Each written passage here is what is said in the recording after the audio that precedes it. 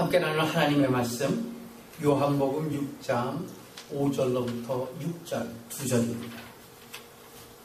본문은 2절인데 내용은 오늘 이번 주일과 다음 주일까지 두 번에 걸쳐서 내용이 풀어지는 성화의 한 면에서 봉사란 무엇일까, 주님 앞에 봉사하는 그 봉사란 무엇일까를 설명합니다. 요한복음 6장 5절로부터 6절입니다. 한 목소리로 보겠습니다. 시작. 예수께서 눈을 들어 큰 무리가 자기에게로 오는 것을 보시고 빌립에게 이르시되 우리가 어디서 떡을 사서 이 사람들로 먹게 하겠느냐 하시니 이렇게 말씀하시면 신이 어떻게 하실 것을 아시고 빌립을 시험하고자 하심이라. 아멘.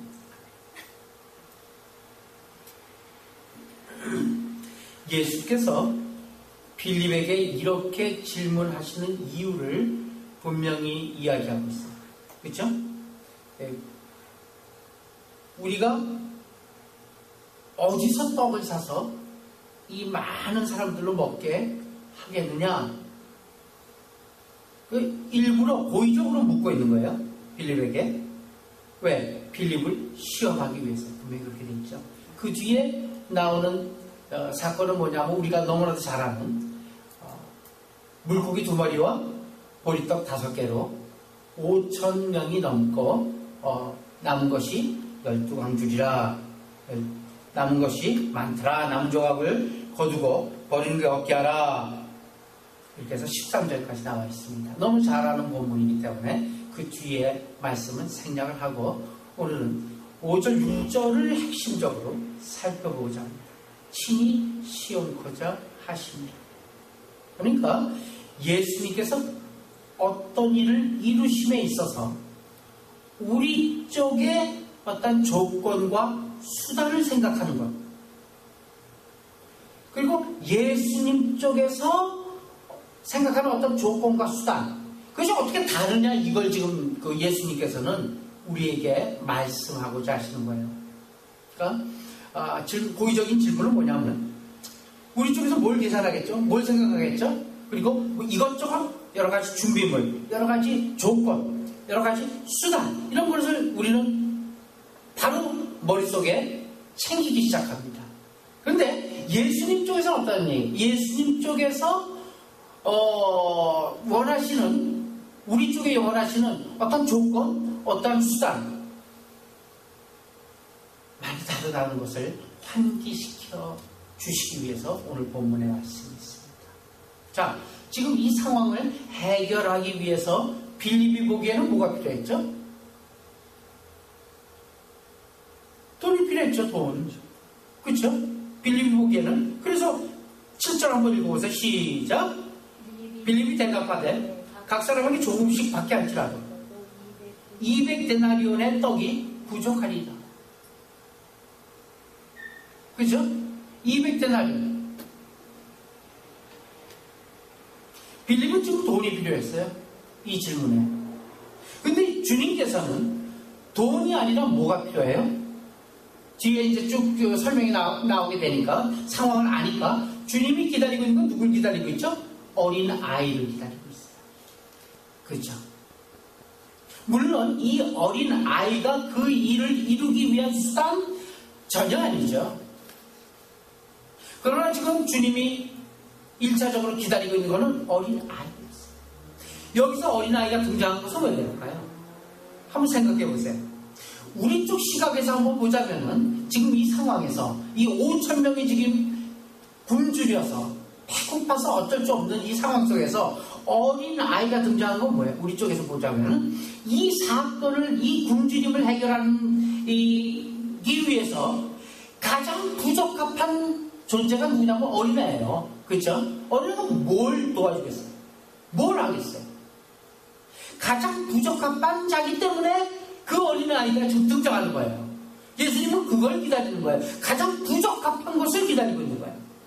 그렇다면 이 사건을 통해서 가장 가치 없는 것도 예수님의 손에 들리면은 이렇게 크게 쓰일 수 있다.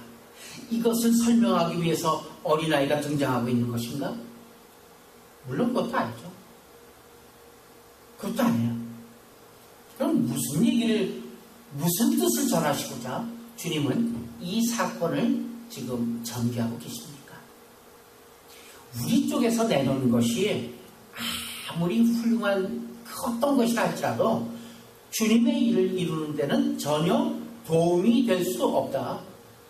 그리고 필요하지도 않다. 우리 쪽에서의 들어비는 어떤 조건이나 어떠한 이 수단은 필요하지도 않다. 이것을 강조하기 위한 거예요. 우리 쪽에서 굳이 그래도 예수님의 일을 하기 위해서 할 수 있는 것이 있다면 무엇일까?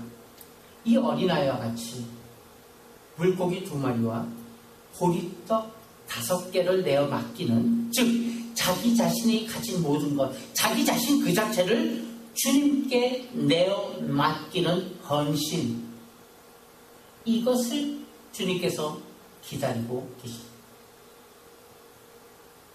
우리가 주께 맡기는 것은 우리의 진심이에요.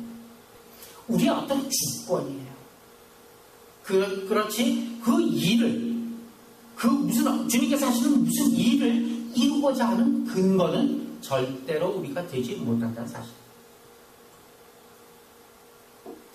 그 근거는 뭐냐? 그 근거는 예수님께서 기다리셨던 이 소년이 내놓은 떡을 그냥 사용하지 않습니다. 어떻게 해요?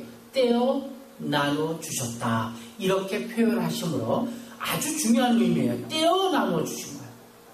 즉 우리에게 요구되는 것은 그 어떤 일을 이루기 위한 조건이나 근거를 드리는 것이 아니다, 이 얘기죠.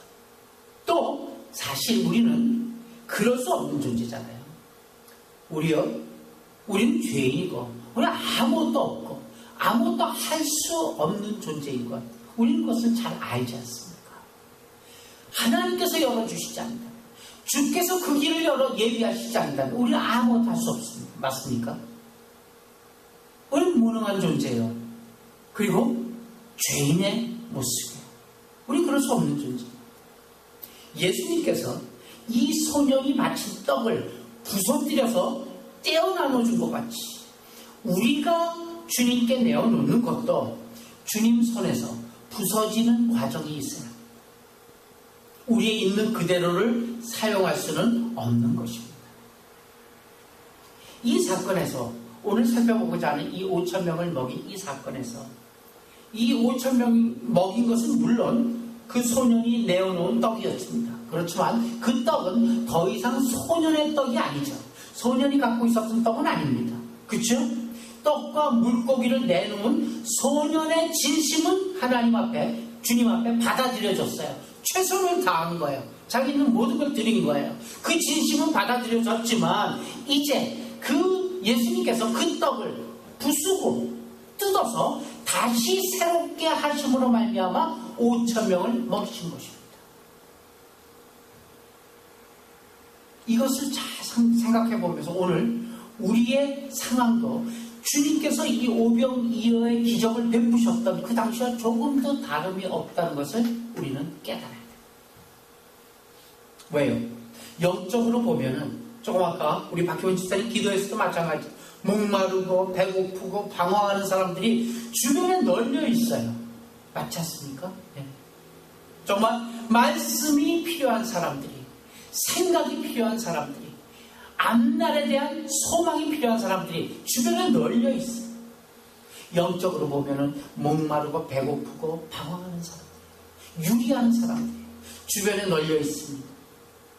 그러나 우리가 갖고 있는 건 뭐예요? 나 하나 천국까지, 나 하나 천국가는 나 하나 먹은 떡밖에 없다는 얘기죠. 말하자면 요한복음 3장 16절밖에 없어요. 그렇죠? 요한복음 3장 16절이 뭐죠? 하나님이 세상을 이처럼 사랑하사 독생자를 주셨으니 이는 저를 믿는 자마다 멸망치 않고 영생을 얻게 하려 합니다. 저를 믿는 자마다 영생을 얻게 하려 한 이 떡, 나 하나만 겨우 먹을 수 있는 이 떡, 그밖에 없는 거야 사실. 나 하나밖에 천국 못 가는 것이니까 다른 이에게 나눠줄 떡이 없어요. 영적으로 먹어야 할 사람들은 많은데 내가 가진 것으로는 나 하나 배를 채우기에 급급할 뿐이에요. 이것을 어떻게 꺼내놓냐 이 얘기입니다. 우리가 나 하나 그냥 먹고 살기에 급급한 이 영혼의 문제, 나 하나 구원의 문제인데 이걸 어떻게 다 이 수많은 이 잃어버린 영혼들에게 꺼내놓느냐는 얘기예요. 내가 가진 것을 실질적으로 꺼내놓는 것으로 이 많은 영혼들이, 이 5,000명이나 많은 이들이 다 먹을 수 있다는 얘기예요. 어림석분도 없죠. 또한 우리는 그렇게 많은 것을 마련할 수도 없어요. 힘도 없어요. 그것이 우리의 모습 아니에요. 빌립의 모습 아니에요. 그러나 우리가 기억해야 될 것이 있어요. 내가 꺼내놓는 것이 그 어떤 목적이나 그 어떤 결과를 이루는 사건은 아니다라는 사실이에요. 그렇죠? 어린아이의 보리떡 5배와 물고기 2마리가 그것이 어떤 목적이냐, 5,000명을 먹이는 목적, 5,000명을 먹인 결과가 되었냐는 얘기예요. 아니잖아요. 그렇죠? 꺼내놓는 중심 하나만 받으셨을 뿐이에요. 근데 우리 생각은 어때요? 5,000명을 다 먹이려고 굉장히 열심을 내고 있어요. 5,000명을 다 먹어야 될 텐데 돈을 만들어서 열심히 돈을 벌어갖고 이 5,000명을 다 먹여 살릴 수 있도록 그렇게 동분서주하고 있는 것이 우리가 생각하는 믿음이요 신앙이 아니냐. 주께서 하실 일을 전혀 없게 만드는 것, 그것이 봉사가 아닙니다. 우리가 주 앞에 봉사하고 주 앞에 주님의 뜻을 이루는 그러한 삶, 그러한 생각, 그러한 일을 한다는 것은 주님께서 하실 일은 전혀 없게 말끔하게 우리가 열심을 다해서 처음부터 끝까지 다 이루어 만들어내는 일이 주님께 하는 봉사가 아니라는 얘기예요. 내가 일함으로 그것이 내가 아닌 주가 나타나는 것으로 어떻게 바뀌느냐. 내가 어떤 조그만 것이라지만, 아주 보잘것없는 것이지만 그 일을 함으로써 내 자신이 아닌 주님이 나타나는, 그런 주님이 나타나는 것으로 어떻게 바꾸느냐의 싸움, 이것이 곧 봉사인 것입니다. 우리의 생애와 나라는 존재, 그 나라는 존재를 통해서 주님이 누구신가를 나타내도록 하는 것이 봉사인 것입니다. 우리가 생각하는 보람, 주님께서 원하는 봉사는 이렇게 퍽이나 큰 차이를 갖고 있는 것이에요. 이에 대한 실생활의 실천은 뭐예요? 그렇게 하기 위해서 내가 하는 일, 내가 하는 어떤 행동, 생각을 통해서 주님이 나타나는 그 일을 하기 위한 실생활의 그럼 실천은 무엇이냐? 자기 자신을 죽음에 던지는 복종이어야만이 가능합니다. 그래서 어려운 거야. 그래서 주님의 일이 어려운 거야. 왜? 내가 죽어야 되기 때문에. 내가 죽어야지만이 내 안에 있는 누가 나타나요? 주님이 나타나요. 성경대로 표현하자면 뭐예요? 한 알에 썩는 미랄이 요구되고 있다는 사실. 썩을 수 있어요? 내 자신이 죽을 수 있어요? 이 열매는, 이 썩는 미랄의 열매는 내가 죽어야만 맺히는 열매인 것입니다. 우리가 죽어짐으로 말미암아 예수 그리스도의 열매가 맺혀지는 것입니다. 그 열매를 맺히기 위해서, 그 열매가 맺혀지기 위해서, 하나님 앞에 온전히 바쳐지기 위해서 종종 하나님께서는 우리를 세상으로부터 떼어놓는 일을 하신다는 사실입니다. 우리는 더 이상 나 하나만의 것으로 존재하는 것이 아니라 우리는 더 이상 나 하나만을 위해서 존재하는 것이 사는 것이 아니라 나를 통해 일하시고 싶어하시는 그런 하나님께서는 우리를 세상 것으로부터 떼어서 누군가에게 나눠주어서 한 사람을 중생시키는 작업에 우리를 쓰고 싶어 하십니다. 성경을 몇 장 보겠습니다. 로마서 18장, 14장, 7절, 8절. 주님께서 원하시는 나의 위치입니다. 시작. 우리 중에 누구든지 자기를 위하여 사는 자가 없고 자기를 위하여 죽는 자도 없도다. 우리가 살아도 주를 위하여 살고 죽어도 주를 위하여 죽나니 그러므로 사나 죽으나 우리가 주의 것이라. 이제 더 이상 주님의 것이기 때문에 사는 것 죽는 거에 대한 큰 개념이 없다는 얘기야. 그렇죠? 사나 죽으냐 다 주님의 것이라 합니다. 이제 더 이상 나를 위해서 사는 자가 아니다 이 얘기예요. 나를 위해서 죽는 자도 아니다 이 얘기예요. 내가 사나 내가 죽으나 다 누구를 위해서요? 주님을 위해서. 굉장히 중요한 개념이죠. 더 이상 내가 나라는 존재가 아닌 것이에요. 나를 통해서 일하고 싶어 하시는 하나님의 존재가 된 것. 그것은 무엇인가? 세상의 것들로부터 나를 떼어내서 지금 떡이 어린아이의 손에 있었던 떡이 떼어지듯이 세상의 것들로부터 떼어져서 누군가에게 나눠주기 위해서 우리를 택하시고 우리를 중생시키시고 우리를 자녀 삼으시고 우리를 또 세상으로 내어 모시고 계시다 이 얘기예요. 사도행전에서 이렇게 고백하고 있어요. 사도행전 3장 4절부터 6절입니다. 시작. 베드로가 요한과 더불어 주목하여 이르되 우리를 보라 하니 그가 그들에게서 무엇을 얻을까 하여 바라보거늘 베드로가 이르되 은과 금은 내게 없거니와 내게 있는 이것을 내게 주노니 나사렛 예수 그리스도의 이름으로 일어나 걸으라 하고. 신자가 가지고 있는 것은 예수 그리스도밖에 없습니다. 믿습니까? 우리가 가지고 있는 것은 예수 그리스도 한 분밖에 없습니다.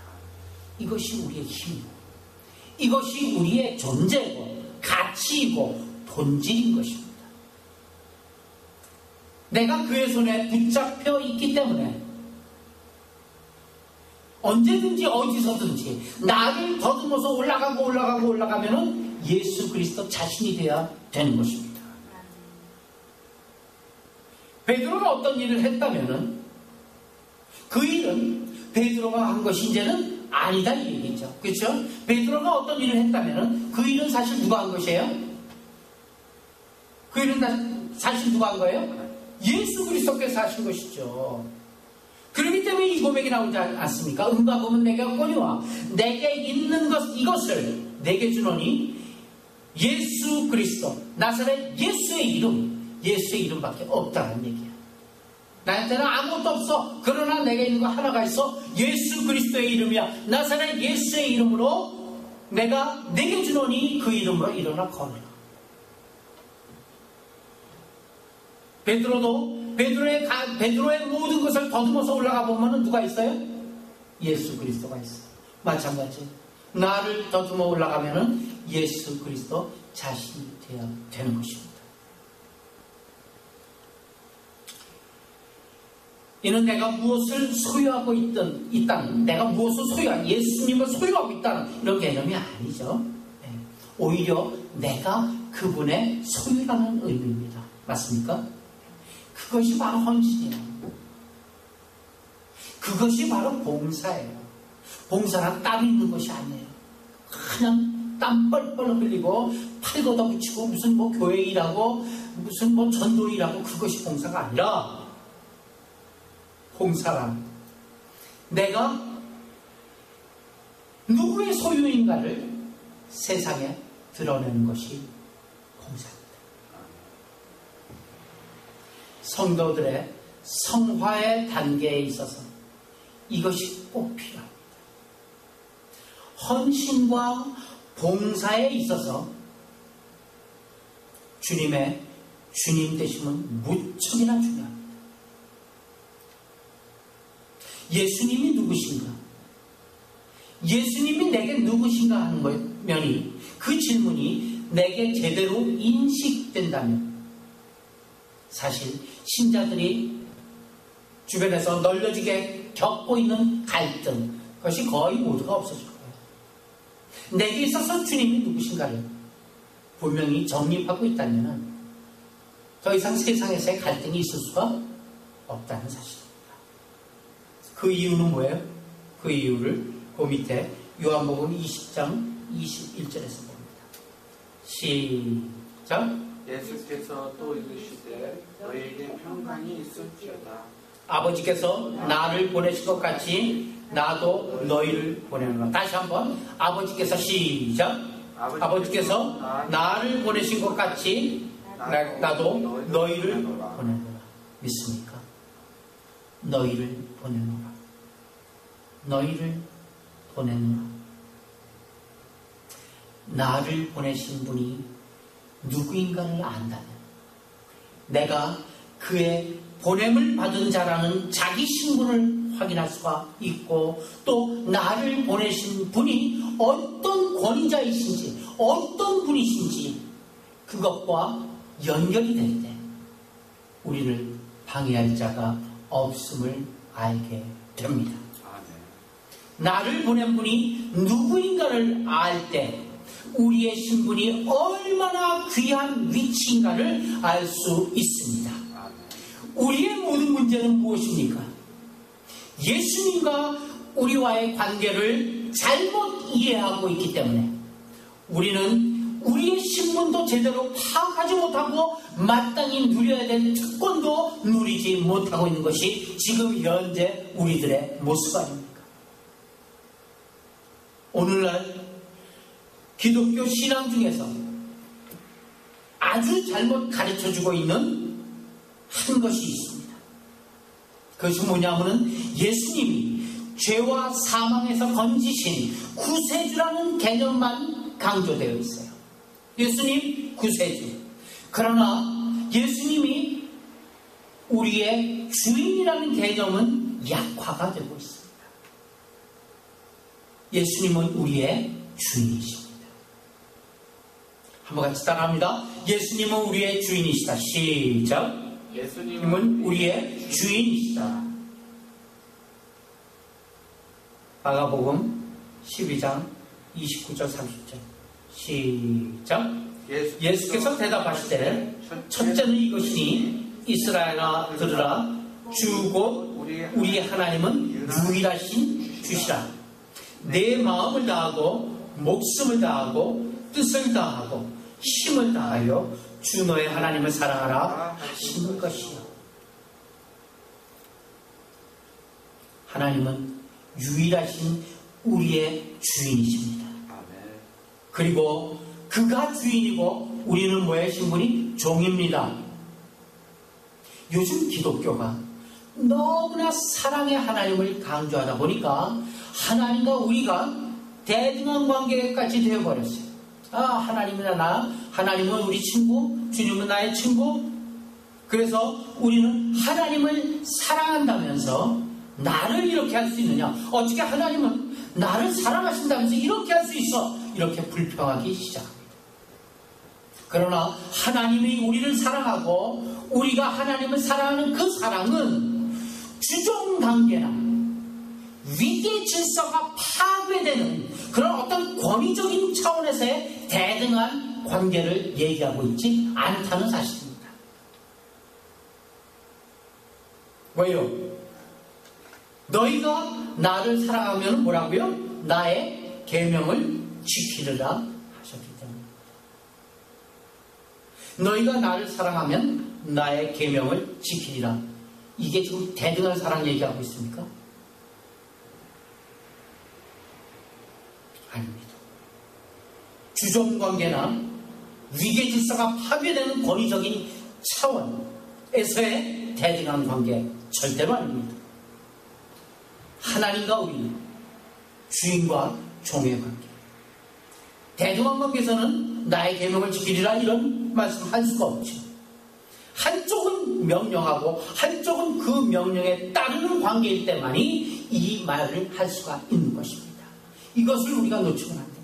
오늘날 기독교가 죄, 지옥 이 같은 이야기를 하면은 기독교를 이해하는데 손해가 좀 되고 손해를 끼치고 또 거부감을 주어서 새신자를 전도하는데 좀 거부감 줘서 전도를 할 수가 없어요. 그래서 사랑이라든가 하나님에 대한 사랑이라든가 축복 등의 좋은 이야기만 쓰기 시작했어요.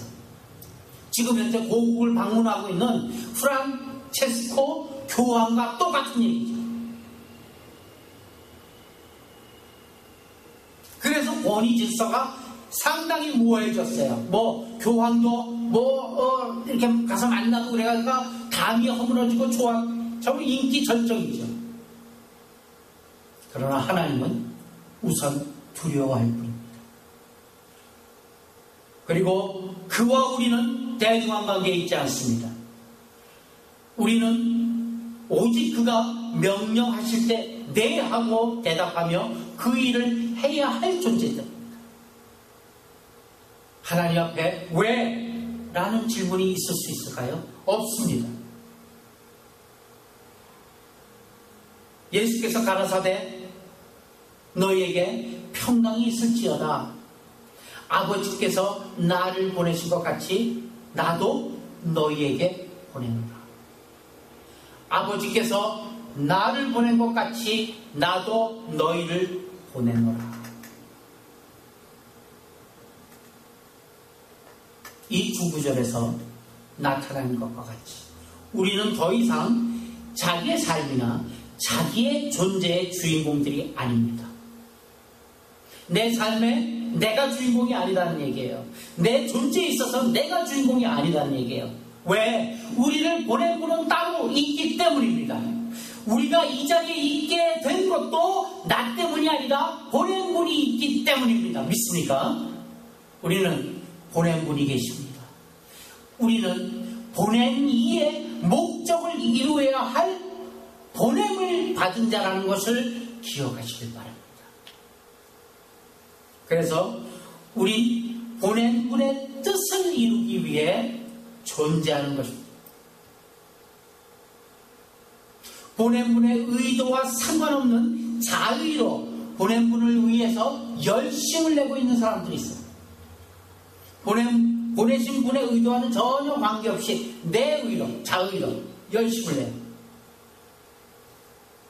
우리의 삶이란 아버지께서 나를 보내신 것 같이 나도 저희를 세상에 보낸 것이 어떤 것인가 그것을 확인하는 시각에서 우리의 삶을 살아야 하는 것입니다.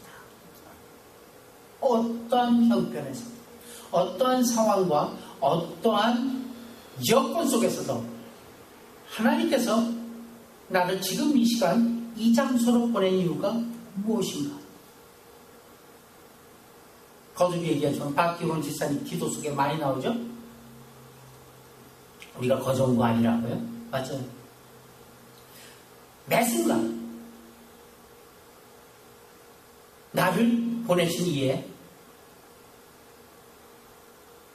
이 상황을 읽는 그 확인하려는 시각, 그 시각에서 살고 그 삶을 결정해야 될 것입니다. 그럴 때 비로소 보내진 자로서의 삶이 어떠해야 될 것인가를 알게 되는 것입니다. 예수님은 자신을 보낸 분 앞에서 자신을 비워 종의 형체를 가져 사람의 모양을 취하셨어요. 그 앞에 항복하고 자기를 비워 자기를 비워 vacant 아무것도 없어 자기 안에 무를 만드셨어요.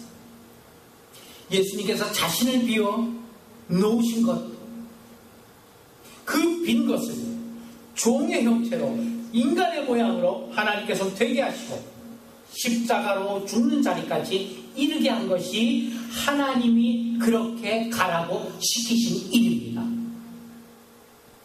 그 일이 예수님을 보내신 일입니다. 예수님은 자의로 십자가를 지신 것이 아닙니다. 하나님 아버지의 뜻에 자신을 맡기자 하나님이 그를 십자가로 보내시며 그 십자가의 죽음을 요구하셨던 것입니다.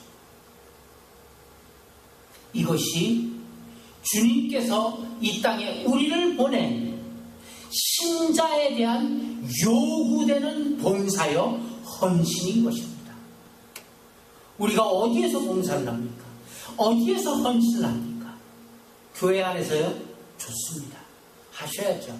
어디에서 헌신합니까? 어디에서 봉사를 합니까? 가정에서요? 좋습니다. 헌신하시고 봉사하셔야죠. 뿐만 아니라 그 모든 곳에서, 그 모든 여건에서 나를 있게 하신 분은 내가 아니라, 이 자리에 서게 하신 분은 내 자신이 아니라 하나님께서 나를 보내셨다는 것을 분명히 알고 깨닫고 확인하는 자리에서 왜 나를 그 자리에, 이 자리에 보내셨는가를 하나님께 묻고 하나님께서 요구하시는 그 십자가의 죽음의 삶, 하나님께서 우리에게 특별히 요구하시는 그 삶, 다른 사람은 할 수 없는, 오직 나이기 때문에 할 수 있는 그 삶, 그 삶으로 우리의 각자의 신앙의 삶이, 그리고 삶의 궤도가 수정되게 예수님의 이름으로 축원합니다. 아멘. 기도합시다.